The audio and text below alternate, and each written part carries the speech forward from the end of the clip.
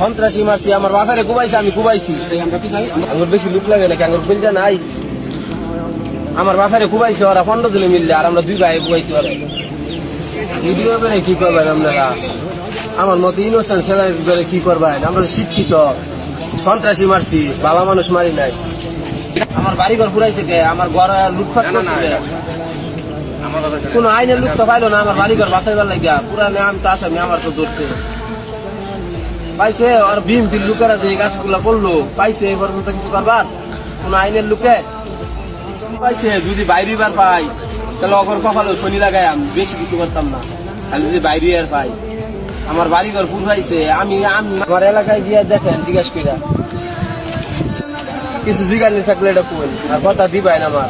আমি তো ওই নিজে চাঁদা বাজার ছিল, আমি নিজে দুধকে দিছি, অভিযোগ দিছি, কুবাইছি, আমি কুবাইছি। আমি নিজে একজন এডুকেশন ছেলে।